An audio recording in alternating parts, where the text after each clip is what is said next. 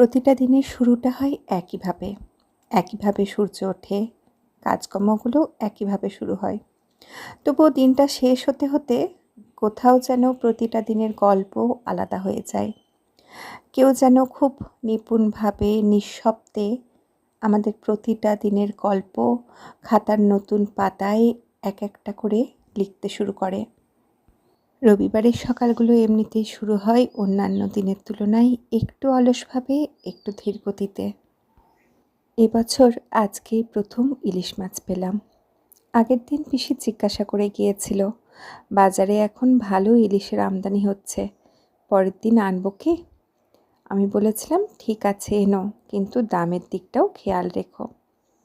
তো আজকে আমাদের এখানে মোটামুটি 750-800 ইলিশ মাছগুলো 1400 থেকে 1500 টাকার মতো করে।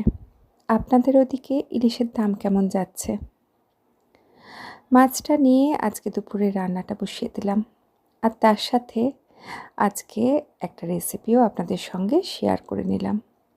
প্রথমেই কড়াইতে সর্ষের তেল দিয়ে এর মধ্যে দিয়ে দিচ্ছি 5 ফোড়ন আর একটা শুকনো লঙ্কা।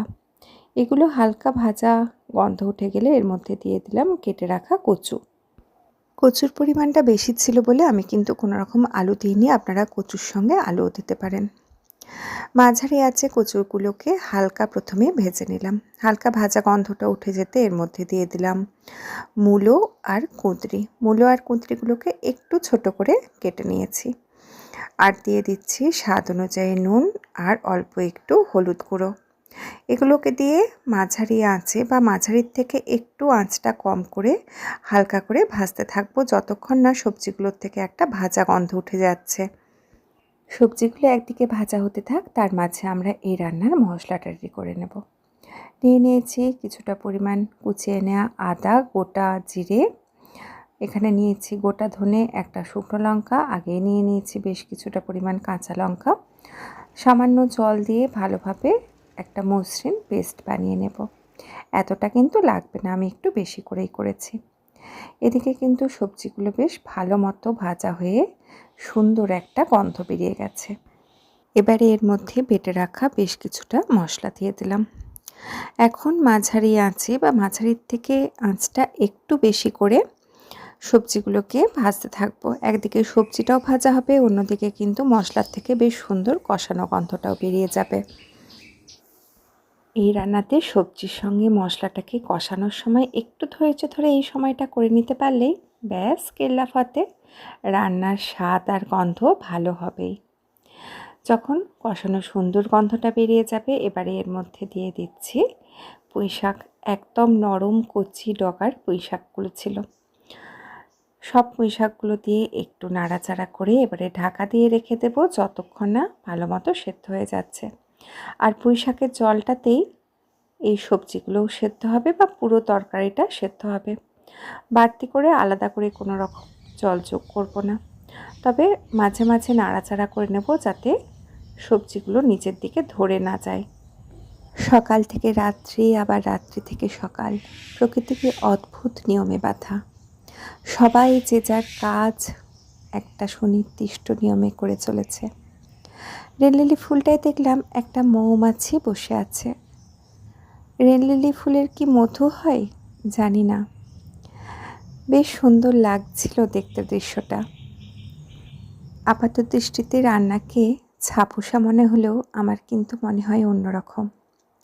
উনুনের ওপর একটা কড়া, তার ভেতরে হয়তো খুব পরিচিত সাধারণ কোনো সবজি, কিন্তু প্রতিটা সবজি দিয়ে আলাদা আলাদা করে এক এক ধরনের নতুন নতুন রান্না, এক একটা নতুন রান্নার এক একটা নতুন স্বাদ, সব মিলিয়ে যেন প্রতিদিন এক একটা নতুনত্বের আবিষ্কার হতে থাকে।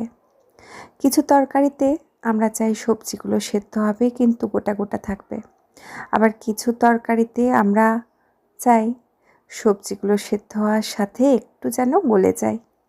কি অদ্ভুত না! একই আমরা, আমাদের প্রতি মুহূর্তে পছন্দ, আমাদের ভালো লাগা কীরকমভাবে বদলে বদলে যায়। সবজিগুলো সেদ্ধ হয়ে গেছে, আর অল্প করে একটু খুন্তি দিয়ে আমি গলিয়েও নিয়েছি সবজিগুলোকে। এর মধ্যে দিয়ে দিলাম সামান্য একটু চিনি আর ভেজে রাখা বড়ি। সব কিছু একসাথে নাড়াচাড়া করে ঢাকা দিয়ে রেখে দিয়েছিলাম 2-3 মিনিটের মতো, যাতে বড়িগুলো একটু নরম হয়ে ফুলে ওঠে। তরকারিটা নিয়ে এর ওপর থেকে কিছুটা পরিমাণ ভাজা বড়ি গুঁড়িয়ে দিলাম। ভাজা বড়ি কয়েকটা তুলে রেখেছিলাম। তরকারিটার সঙ্গে ওপর থেকে কয়েকটা ভাজা বড়ি দিয়ে দিলে তরকারিটা খাওয়ার সময় বেশ মুচমুচে বড়িগুলো যখন মুখে লাগে ভালোই লাগে। আমাদের বাড়ির সবাই ইলিশ মাছ একটু পাতলা করে সর্ষে বাটা দিয়ে পাতলা যে তেল ঝালটা হয় সেটা খুব ভালোবাসে। তবে আজকে ভাবলাম একটু কড়া করে মাছটাকে ভাজি। গরম ভাতের সঙ্গে ইলিশ মাছের তেল ভাজা দিয়ে কি ভালো লাগে না বলুন? আর প্রথম পাতে করে নিয়েছিলাম করলা ভাজা, আর তার সাথে ছিল ঘরে পাতা টক দই, শসা আর পেঁয়াজ। আর প্রথমে তো কচু মূলো পুঁই শাকের ঘন্ট রেসিপিটা আপনাদের সঙ্গে শেয়ার করে নিয়েছিলাম। সবাই খুব ভালো থাকবেন, দেখা হবে আবার পরের দিন।